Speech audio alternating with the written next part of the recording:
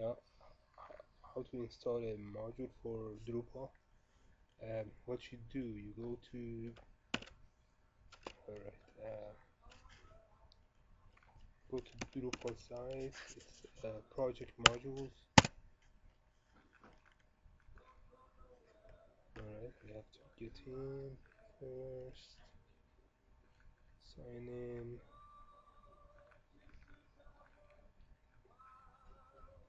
Now we go to the modules page.